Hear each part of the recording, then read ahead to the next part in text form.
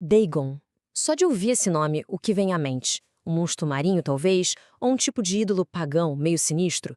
Pois é, mas e se a história que a gente conhece for só uma parte da verdade? Hoje, nós vamos mergulhar fundo para desvendar as camadas de um dos deuses mais incompreendidos da antiguidade. Então vamos direto ao ponto. Dagon, deus ou monstro.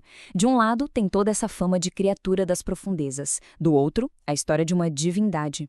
Como é que pode uma única figura ter duas faces tão opostas? É o que vamos descobrir. A grande questão é essa. Afinal, estamos falando de uma criatura assustadora, direto da ficção, ou de um Deus poderoso, um símbolo de prosperidade? A resposta, olha, pode surpreender muita gente. Ok, vamos botar as cartas na mesa. De um lado, o mito. Aquele deus meio peixe, meio humano, que virou até ícone de filme de terror, o ídolo pagão do mal. Do outro lado, a história, o que os registros mostram. Um deus dos grãos, da colheita, um símbolo de fartura para os antigos fenícios. A nossa jornada aqui é entender como uma coisa virou a outra. E para encontrar a verdade, não tem jeito, a gente precisa voltar lá no começo. Vamos cavar fundo nas origens de Dagon, lá no Antigo Oriente Próximo. Então, quem era Dagon para os povos que, de fato, o adoravam? Bom, a definição histórica é bem clara. Ele era uma divindade fenícia, cultuada em uma vasta região, de Canaã à Mesopotâmia, e o mais importante, era associado à agricultura, à pesca e, principalmente, à prosperidade. E, como acontece com muitas divindades antigas, a família de Dagon era, bem, complicada. As histórias sobre sua origem mudam bastante. Em alguns textos, por exemplo, ele é filho de El, o deus supremo fenício, e irmão do famoso Baal. E o mais fascinante é como a identidade dele mudava de cultura para cultura. Para os hurritas, ele era o pai dos deuses, tinha esposa, filhos, uma família completa. Já para os filisteus, ele era o deus principal, adorado sozinho, sem ninguém. Isso mostra uma capacidade de adaptação cultural incrível, né? Agora, vamos para o palco onde Dagon se tornou mais famoso.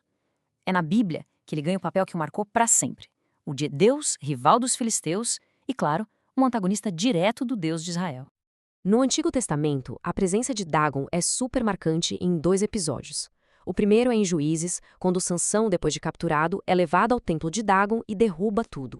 O segundo, e talvez mais famoso ainda, é em 1 Samuel, quando os filisteus capturam a Arca da Aliança e a colocam dentro do templo dele. E é aqui que a narrativa bíblica fica realmente dramática. Presta atenção na cena.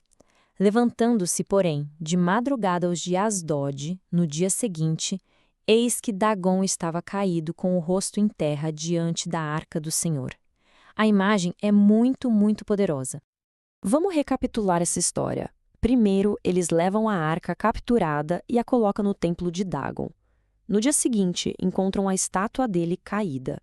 Eles levantam a estátua, mas na outra manhã ela não só caiu de novo, como estava quebrada. E para piorar, uma praga atinge a cidade inteira. Para os escritores da Bíblia, a mensagem era bem óbvia. É essa imagem de um Deus derrotado, somada a uma confusão sobre o nome dele que já vinha de muito tempo, que nos leva à sua transformação moderna. Como é que Dagon foi de um deus da colheita a um monstro da cultura pop? A sombra cultural de Dagon é imensa. Ele aparece em poemas clássicos de John Milton, mas foi o escritor H.P. Lovecraft que realmente cimentou essa imagem moderna de entidade cósmica dos mares, uma coisa aterrorizante. E ele fez isso se aproveitando daquela confusão antiga sobre a ligação de Dagon com o mar.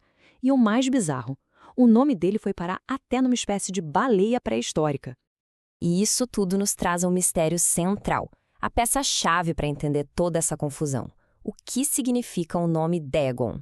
É aqui que a gente resolve de vez o caso peixe contra grão. Ok, existem 2 teorias principais. A teoria do peixe vem da palavra fenícia dag, que significa peixe. Bate com a imagem popular, mas hoje é a hipótese menos aceita. Do outro lado, a teoria do grão vem da palavra hebraica dagan, que significa grão, cereal. Essa versão é apoiada por textos super antigos e faz todo sentido com o papel original dele de deus da agricultura. Então, no fim das contas, qual é o veredito? Bem, entre os historiadores, o consenso é claro. Dagon era um deus do grão e não do peixe. Essa confusão com o nome dele, no entanto, foi a brecha perfeita para que, séculos depois, a ficção reimaginasse completamente quem ele era. E a história de Dagon nos deixa com uma pergunta para pensar, né? Quantas figuras históricas que a gente acha que conhece, na verdade são conhecidas apenas pelas histórias que os seus maiores rivais contaram sobre elas?